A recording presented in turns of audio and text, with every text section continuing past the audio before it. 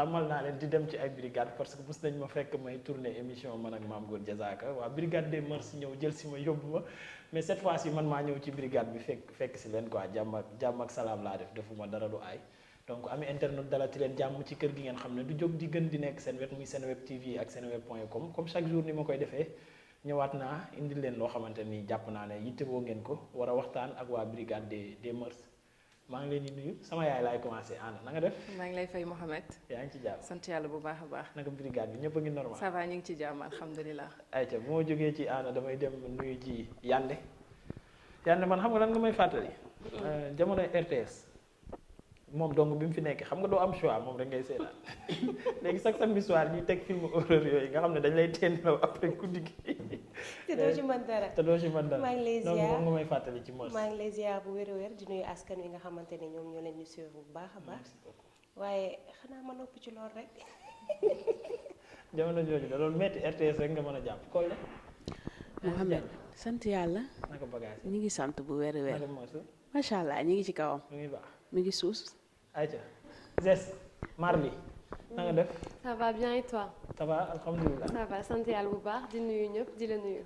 ok ami internet comme ni ngeen ko gisee brigade bi ñoom ñoo nekk nii ñoom laa amal waxtaan tey ci jotaay bi nga xamante ne ni moom lañ leen di digtal ci Senweb TV ak senweb.com comme ni ma ko defee sànq damay commencé waat ci première question bi nga xamante ne nii moom laay laaj sama yaay booy nan ngeen amee idée wu def li nga xamante ne nii moom mooy brigade bi déjà.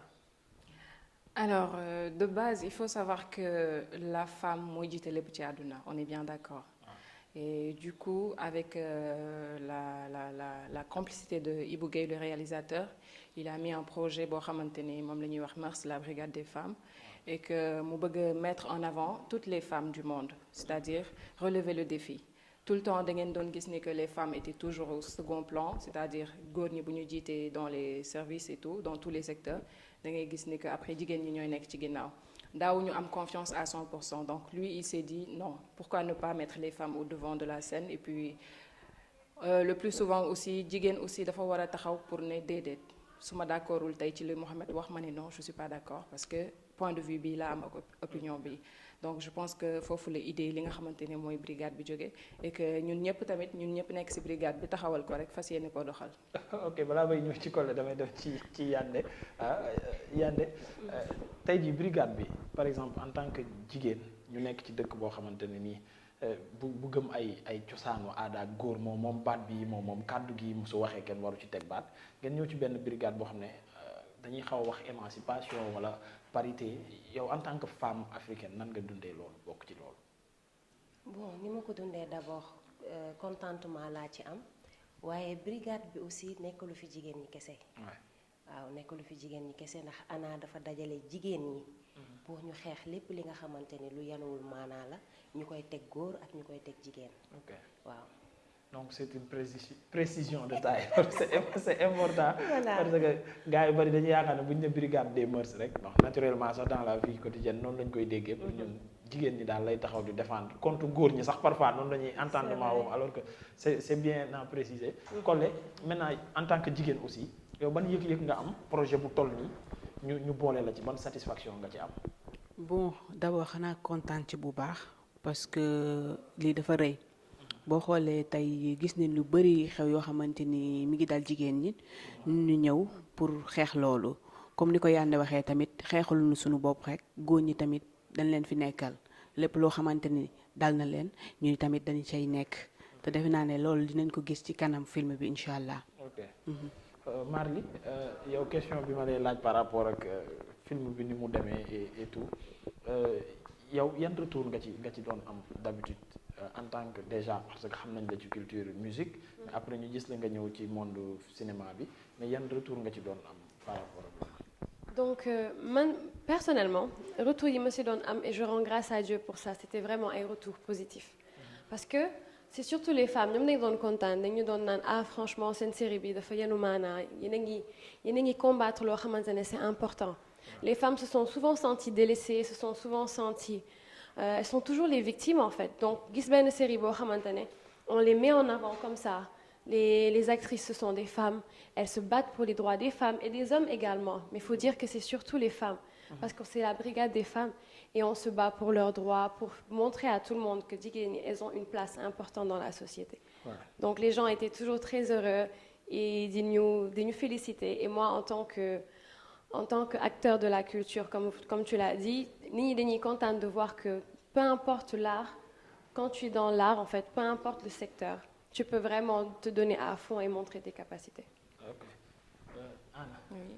léegi lan moo tax mœurs la ñu tuddeewoo leen ko brigade nit contre nangam wala xeex nangam wala criminalité wala ngeen choisir le nom mœurs. Pourquoi? Alors mœurs tout d'abord c'est pour prendre en charge les faits des sociétés mooy li ñuy wax ni jigéen ñi tout le temps loolu moo tax sax ñu créer hashtag bu kenn noppeeti parce que souvent da ngay gis ni que problème yu bari jigéen ñi lay dal donc on s'est dit à travers Ibou Guèye d'après ce qu'il nous a dit donc mooy violence faite aux femmes et affaire yuy demee noonu tout le temps li ñuy dégg ci dëkk bi des mœurs par-ci c'est vrai que mœurs bu ñu koy dégg tout le temps on a l'impression que ci lu négatif la alors que ñun dañu taxaw tey pour wane ni que y a des aspects positifs comme la justice bi nga xam ne moom lañ nekk di xeex précisément et comme ñoom aussi ni ñu ko waxee violence bi ñu nekk di xeex yemul ci jigéen yemul ci xale rek mais aussi dañuy taxaw ñi nga xamante ne ñooy góor ñi aussi donc tey yow Mouhamed boo amee lu la sa caméraman bi def dañuy taxaw jàppale la défendre la donc c'est ça le but. man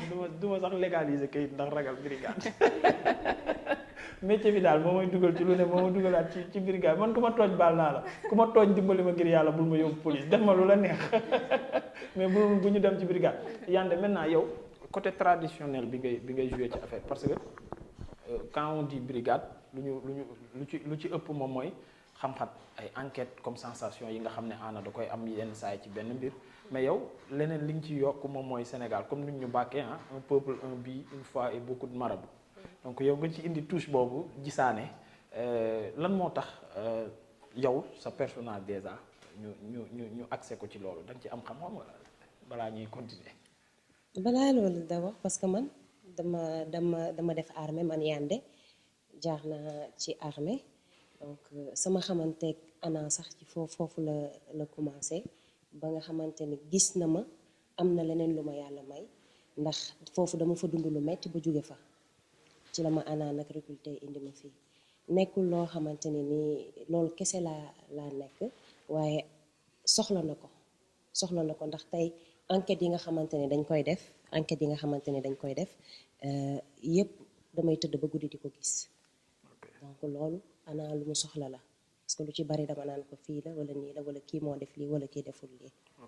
moom fi bëtam ak xelam mënta àgg yow yaa koy montali. ci kàttanu suñu borom. ok Jessica question bi yow yaa ko gën a yellool. nan la Evenprod gisee ba recruter la ba dugal la ci li nga xamante ne moom mooy Mœurs. Donc, mon recrutement pour la série Mœurs, ça s'est fait d'une manière vraiment très simple. C'est-à-dire, j'ai été contactée, ñu laaj ma pour ma ñëw def casting bi, et je suis venue, j'ai fait le casting, j'ai répondu à toutes leurs questions, j'ai fait tout ce qu'il y avait à faire, et puis j'ai eu la grâce, quelques temps après, ñu woo ma ne ma bon, dañu lay boole ci benn projet, ça va s'appeler la Brigade des femmes. Et voilà, depuis, je fais partie de cette aventure et c'est fantastique. te yow da nga bëgg comme genre Penda Mbow yooyu nga booy màgg quoi da nga bëgg ay affaire àq ak yelleefu jigéen ñi non yow noonu nga mel naturellement bul tontu bàyyi ko. bàyyi mu sedd. kon maintenant léegi yéen ñi nga xamante yéen ñi nekk ci brigade dama koy commencer ak yow question bi yéen ñëpp ngeen bokk ko ku nekk dama bëgg mu wax ma personnage am ak rôle bi nga xam ne moom lay jouer ci biir brigade bi.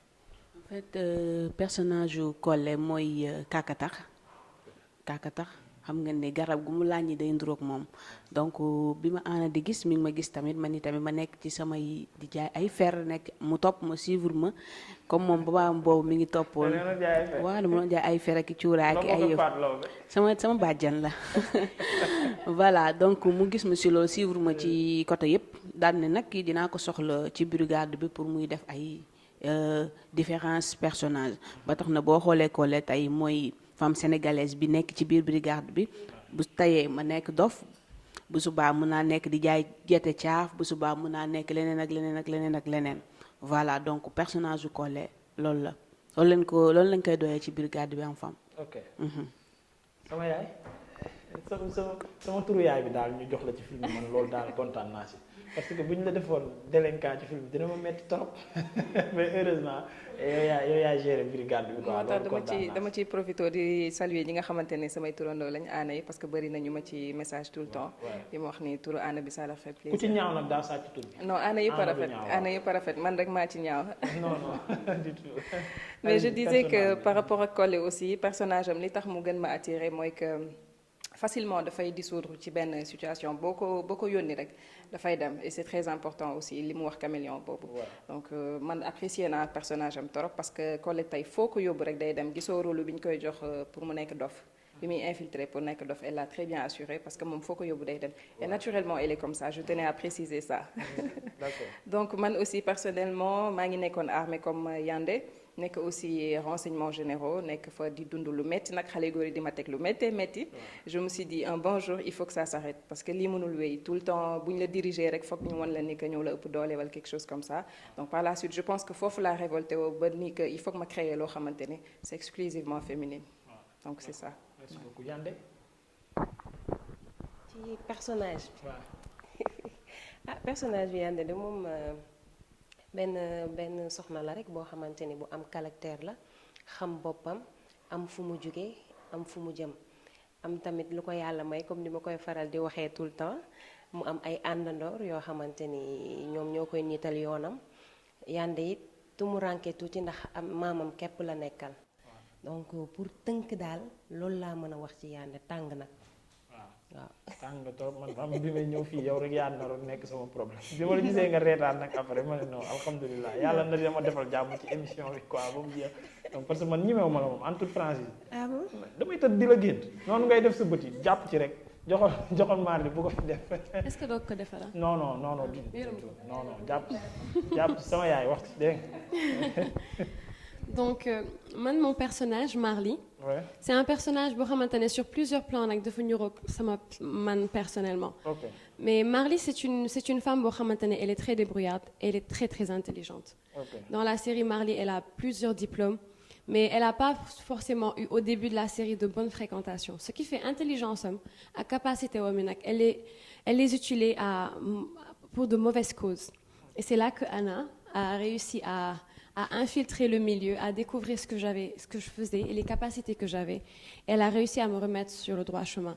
Donc Marly, c'est ça. Marly, elle est douée en tout. Marly, loo ko dugal, foo ko dugal, elle va apprendre, elle va s'informer, elle va vraiment être géniale dedans. Et c'est ce que j'aime dans mon personnage. Ce personnage boo xamante ne elle a pas de limite. Elle a pas de limite côté intelligence. xam nga ne damay naan te nii li ngay wax xaw ma si dara. ku yem sem nga koy làkk français yu xóot yi moo tax ma naan la waaw rek. ay yow man xam nga sama damay bañ je comprends très bien wolof nag dégg naa wolof trop soo neexee ma wax ko si wolof.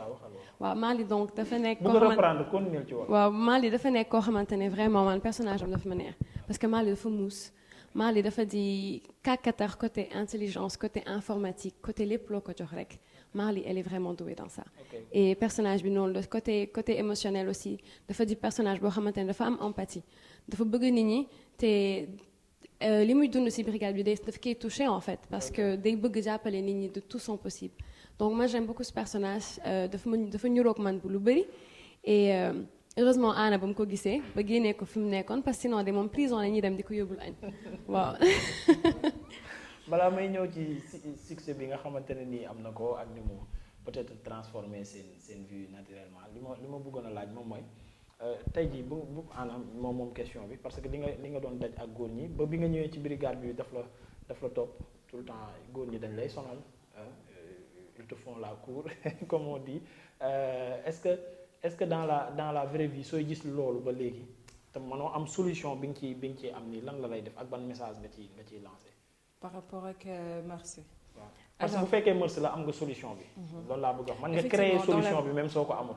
mais dans la vraie vie da nga koy gis mais amoo pouvoir bi ngay am ci film bi pour rek. c'est vrai donc ban yëg-yëg nga ciy am ak soo amee message boo ciy lancer. oui vraiment ça me fait surtout de la peine merci de mentionner ça Mohamed parce que il m'arrive très souvent ma toog Instagram les gens m'écrivent di ma wax ni que dañu am tel problème que ça soit avec leur mari leur famille et tout et vraiment je me dis damay ñëw sax damay gis Ibou ma ne ko mais comment je fais pour aider ces personnes là. Parce que là, ils sont dans le... Pour ñoom Anna, ça existe vraiment. Ouais. Il faut que mu existe. il faut que brigade boo xam ne c'est exclusivement féminine man je pense que ça doit exister parce que compassion boobu may am envers ñoom et que confiance bi ñuy am di ma dénk seeni problème et je vous dis seeni vrai problème lañu may exposer et je me dis que du ma xam lu may def honnêtement parfois day metti parfois damay toog di jooy toute seule parce que je me dis nan lay def pour aider leen alors que c'est vrai que personnage la mais c'est pas très facile honnêtement dafa metti torop. ok bon Yandé laay laaj loolu aussi Yandé bu ngeen gisee loolu surtout parfois violence faite aux femmes ngeen di gis affaire bi mu leen di naqari malgré bu fekkee parce que je pense film bi li ko tax a jóg et loolu moo ko tax a jóg c'est pour conscientiser nit ñi yéen nit ñi dans ce sens là maintenant ngeen di gis muy continuer di am ba léegi yow te aussi lu ban yëg-yëg nga ciy am. metti rek en tant que jigéen xëy na dinaa wax ni aussi film bi am na lum ci def ci lu baax ndax am na ñoo xamante ni ñu ngi doon dund lu mel noonu xamuñu woon nan la ñuy def pour faj seeni problème et ñu ci bari ñu ngi fexe léegi di wax à travers Mœurs ndax xamuñu woon ni war nañu mën a wax ak nit ñi ni ko Anna di waxee tout le temps il faut que ngeen di wax ak ñi ngeen war a waxal metti na nag torop parce que da nga koy dund da ngay gis ñu koy dund wala say proche di ko dund metti torop ak xol en tant que jigéen en tant que ndey boo ko xoolee dina metti torop nit yi ñu ngi koy dund et man tamit am naa ñoo xamante ni dañ may woo di ma wax que ni dañuy dund comme Yandé mu nekk lu méttee ndax tey les personnages la am na ñoo xamante ni dañ lay wax que ni ndax man ki bind film bi dañ ko yónni ci man wala lan moo tax Yandé bi am na koo xamante ni moom nee na Yandé la exactement ay 3 personnes sax mun naa wax kenn ki sage-femme la dafa mujj dem ba bàyyi liggéeyam parce que da doon daanu ci hôpital bi et tout donc mu nekk loo xamante ni yow yaa ngi koy joué am na ñu koy dund et dafa nekk loo xam ne dafay fees xool doo ci mën a sax avancer mais chapeau Ibou Guèye encore une fois ci côté boobu. ok merci beaucoup Collé laataa may ñëw ci Mardi Collé société boo xamante ne nii pour nga yee leen parfois da nga leen di bëgg a yee sax nga bëgg leen a jàppale mais finalement yow doo ci am lu la neex yow la ñuy jéppi ci commentaires yi ci yenn retours yi ngeen am est-ce que mës nga am loo xamante ne nii dugg na sa biir xol par rapport ak métier bi nga xamante ni ak choix bi nga xam ne def nañ ko ci yow. bon en fait tey ci àdduna lépp looy def bu ko ñëpp bëggee tiital il faut mu am ñu bëgg ñii dañuy bëgg ñii dañuy bañ voilà te boo xoolee tey ci série yëpp laay wax booy xool ñiy critiquer suba ñooy seetaan te ñoom ñooy xaar déjà dañuy wax benn série suba ñooy laajte lu tax dawul lu tax mu jeex genre de façon ñun li ñu war a def ñu koy def xam nañ li ñu yëkkati xam nañ fi ñu jugee xam nañ fi ñu toll ak fi ñu bëgg a yegg dara si boobu dañuy bàyyi ñi ci des ñu commentaire parce que fi naa ni kuy dem bu dee saa yoon ko sàndee xeer mu gestu day yéex egg fu mu jëm. te voilà. man waxi mag yi ngay wax ni bëggoon naa gis sa carte. c'est ça là. Mardi yow aussi parce que je vois que ne yow yaa ci gën a nekk xale yi di def carrière musicale je pense bon c'est parfois am yaay caat bi d'accord maintenant yow en tant que jeune fille nga war a nekk ci film bi après maa ngi ci succès bi ci yow laa koy commencer nga war a dem école nga war a nekk ci mbedd mi nit ñi ban regard la ñu am ci yow succès bi noo ko dundee. Donc le succès je pense que c'est vraiment loo xamante ne c'est dur à expliquer et à comment ni ñuy def ba expliquer ko nit ñi en fait moi la différence peut-être c'est dañuy dem Auchan nga nekk ci rayon yi gis kenn koo xamante ne day jéem a photo waale brique de lieu bi jëlaale la. oui ma reprendre nga wax grande surface moo fi indil benn problème waxal grande surface. Donc en fait la seule différence su may waxee mooy c'est peut-être les gens dans la rue dinañ la gis xàmmee la joxoñ la ne mais kii moo nekk brigade des femmes ñëw accosté la waxtaan ak yow après toi tu sais que peut-être yow la différence entre vous deux c'est que tu passes à la télé mais vous êtes pareil vous êtes des personnes da ngeen am ay sentiments vous avez votre famille vous rendez grâce à Dieu donc différence bi rek loolu la et man personnellement je tiens à préciser que j'ai fini mes études j'ai fini mon master et on a commencé la série juste après mais différence bi mooy lorsque je fais faire mes concerts nit ñi dañuy gis la chanteuse et après en même temps ils parlent de l'actrice celle qui joue Marley Donc peut-être c'est juste ça qui différencie un peu. Ok. Mais en grosso modo, il n'y a pas vraiment de changement. On reste les mêmes personnes, changé wuñu. C'est juste que nit ñi dañ lay xàmmee. C'est ça. ok Anna yow noo ko dundee yow moom dégg naa yaa ci gën a sonn. non dañuy wax rek parce que man parfois damay wax sama yaay Yandé dama ko naan mais man ñemewuñ ma lan moo xew. ah bon. Ouais. Alors que voilà c'est du personnage peut-être damay ñàngal fii mais li may jooy moo ëpp li may ñàngal ah. ok waaw su parce que sa bëti ni mu weexee nii rongañ bu bëri la da koy raxas. su may ree damay jooy su may kii damay jooy donc voilà mais bon dañuy sant yàlla bu baax a baax parce que c'est un projet boo xamante ne nous personnellement on s'attendait pas à ce succès-là donc dañuy sant yàlla et puis de remercier Sénégalais yi aussi parce que c'était pas évident au départ ñu gëm projet bi ba jàppale ñu ci ba fu ñu génn ñëpp naan Anna ngi nii Yandé ngi nii xam nga donc dañ leen di remercier ci loolu bu baax a baax. ok Yandé yow yan changement la indi si sa vie loo xamante ne nii avant ngay dugg ci métier bi daaw ko woon dund mais léegi yaa ngi koy dund loo xamante ni ci lu baax la apporter na la ko parce que Collé moom dama koy laaj inconvénient ah boobu de moom defe naa bi ma ci gën a neex mooy li nga xamante ni yàgg naa ko bëgg te di ñaan suñu borom mu def ma ko ba léegi maa ngi ko koy ñaan muy yaay faal gi nga xamante ni personnage bi yóbbu na ma fa. ndax may na ma ouverture ci côté sang yi nga xamante ni mosuma leen gis mais dama leen di dégg parce que Yandé la ñoom dañuy wax ni Yandé daf leen saf yaay faal donc loolu moom personnage bi defal na ma ko. beneen bi mooy tout le temps comme ni ko Marley waxee léegi da nga daan génn ñu naan la diw boobu moom moo nekk ci sa carte d'identité mais léegi ñëpp fàtte nañ sa tur wala ñenn ñi la xamul woon Yandé la ñu xam tout le temps Yandé bi boo waree dem fenn soo waree doo rang loolu succès bi moom moo ma ko may. ak yeneen yoo xamante ni da ngay xam ni lii Evenprod la. Collé inconvénients yi yow parce que Yandé dafa am parce que yéen ñaar seen look yi dinaa ci ñëw mais yow inconvénients yi. am na ci sa côté. bon sama côté amu ci xamalul tax parce que man damaa yaru ci milieu bi. Collé suñu waxtaan bi am na. non sérieux dama yaru ci milieu bi non xam nga lu tax maanaam lu ñëw dañ koy mën a gérer. bu nekkee da nga yaru ci milieu bi yaru ñu ci mel ni ci kanamu ku mel ni Pape Faye ku mel ni Mañoon Lay Saax nga yaru si ñoom màgg si ñoom ñu tett la ci milieu bi donc chaque jour daf ma daan wax naan ma del jàng del xool chaque jour. ne ci li ñu nekk lu nekk am na ci mais chaque jour de jël lu baax li lu bon li nga teg ko na leen te tamit damay wax naan comme li nga wax sànq succès bi nan lañ koy dundee mooy succès na nga ko mag boo ko magee du la jaaxal tur na nga ko mag boo ko magee du la jaaxal ñun loolu yëpp yàlla def ni ñun ñoo ko mag donc lu ñëw du fees suñu bët parce que li ñuy xaar moo gën a kawe voilà. d'accord merci beaucoup look bi. voilà look bi tamit. mœurs moo tax. ok waaw mœurs moo tax donc ñu soxla nu kenn ku nekk am na gis nga Yandé ak ay yëfam loolu dina ci ñëw. mais man j'espère que balaa ñuy wax ci saison 2 bi yaa ngi saison 2 bi di nga ko jénne di nga dàq ci brigade mu dem rejoindre beneen camp bandi ya su moom baat gën la quoi.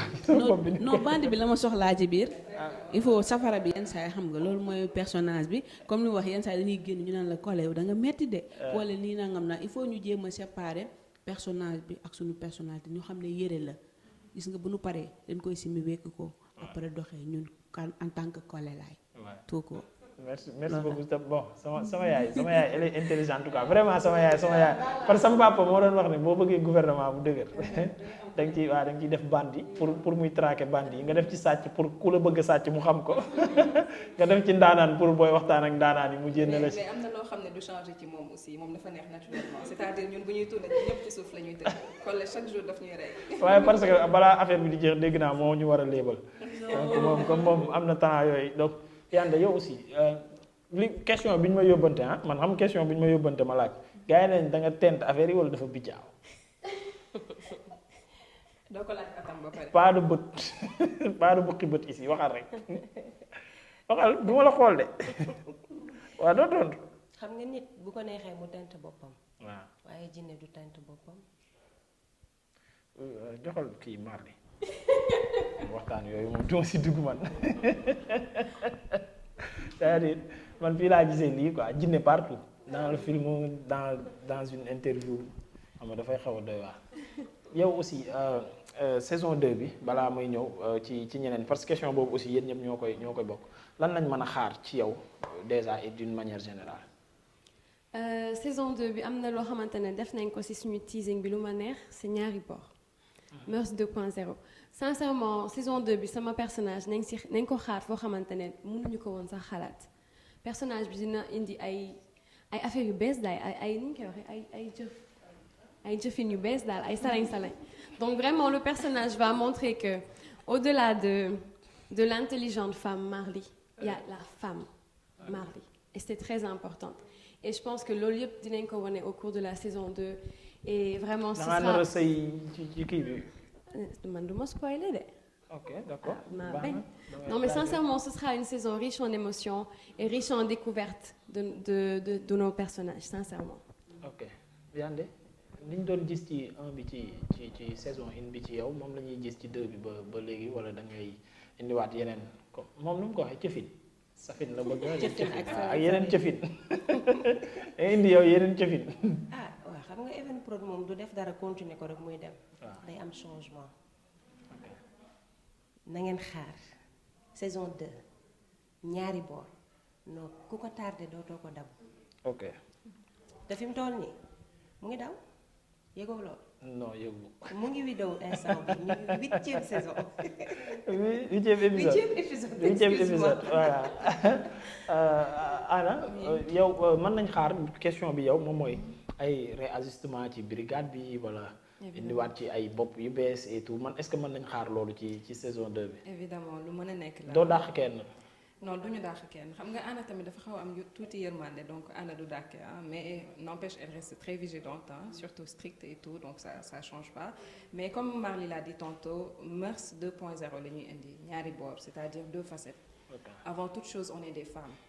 te il faut que ñu valoriser suñu état de femme et tout donc loolu aussi il faut pas l'oublier c'est-à-dire ku nekk di nga wane sa aspect bi nga nekk en tant que femme sénégalaise surtout et aussi en tant que nekk ci brigade aussi war a respecter les normes war a diriger et tout ça donc attendez-vous à pas mal de choses à des innovations surtout avec Ibou Gueye xam nga ni ça change pas on change pas une équipe qui gagne comme on dit donc xaar leen ko dina neex et il y aura beaucoup de surprises.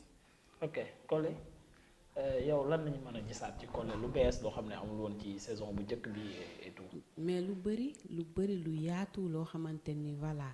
Collé doo ci may tuuti rek exclusivité. non li ma la ci mosal mooy ma lay mosali ak ñamali rek loolu laa koy may voilà li indi mooy indi beneen affaire comme ni ñu ko waxee rek par exemple Collé ak Lougam ñu war ko gis ci leneen donc nanu xaar mu nekk war a def biir këram mun na nekk on sait jamais. donc nañu xaar lu bëri en tout cas 2.0 bi nañu jàpp ñi ni seetaan ñëpp xam ne dañoo toll ci ñulub fi ci li defee këta ma ñëmax këta pëx na ko ñëpp seetaan c'est la vérité ñun duñu may Ibou Gueye dara te moom duñu may dara te lu nu may ñu jël ndax ñun dañoo pare pour bégal Sénégalais yi pour indi leen pour wan leen tamit ay jigéen dëgg leen te jigéen mënee na fu ne jigéen day sol tani jigéen day gérer këram jigéen day dem marché jigéen day nàmpal doomam jigéen day fóot waaye day dem bureau jiite ay góor jiite ay jigéen donc këta ma ñëm wax këta pëx bi mooy 2.0 bi. ok 2021 bi mu ngi waaj a ñëw lan mooy léegi def faw ñu génn série bi lan mooy seen projet kenn ku nekk ci yéen ak seen vœu par rapport ak Sénégal àdduna whatever. Par rapport au personnage. non voilà par rapport sénégalaises yi fi nekk célébrités yi ma jàkkaar lool voilà personnalité yi ma jàkkaar lool donc pas personnage yi en tant que nit lan ngeen souhaité ci 2021 parce que 2020 moom dem na ba pare donc voilà lan mooy seeni projet aussi. alors déjà li ñuy souhaité mooy que mbas mi fi nekk mu jóge fi loolu la ñuy ñaan yàlla mu jóge fi parce que yàkkal nañu. voilà excuse-moi j'avais oublié le diritin national bi ñuy def le 31 yëg ngeen ko. le 31 à minuit ku nekk day ut cin mu diril ko 2020. ñu diril ko donc voilà donc diritin donc kuy dem nga koy defal nga xam ne dootul ñëw ilaa yow mi diin.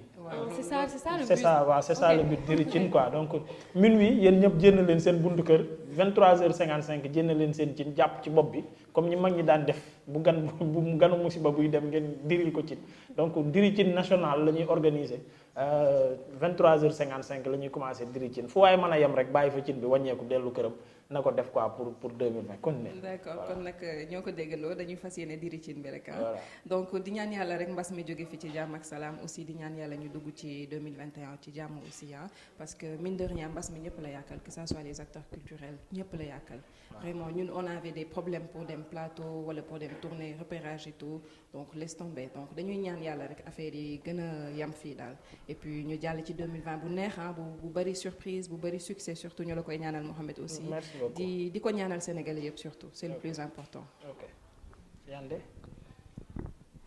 comme li mu wax na ba pare man je pense que ni damay remercier rek te ñi may remercier mooy Evenprod ñi nga xamante ni ñoom ñoo tax tey ñun ñu toog fii et ñun ñëpp gisee nañ ci suñu biir ne il faut que ñu remercier leen Ibou Gueye la ñuy teg ci kaw ba ci suuf ndax ñun ñoo nekk ci suuf ndax ñi nga xamante ni ñoom ñooy nekk ci ginnaaw di ñu wane affaire bi ñëpp ñoom la monteur bi cadreur bi preneur de son bugguma lim ndax su ma limee damay juum ñu ngi leen di remercier bu baax a baax ndax jàpp nañ ci xamuñu dara meluñu nenn mais ñoom ñoo def liggéey bi tey ba ñu yegg si fii di remercier aussi Assane sama adoré ak yow mi nga xamante ni borom tur bu sell bi yaa toog fii surtout Anna sama doom yëpp ñu ngi leen di remercier.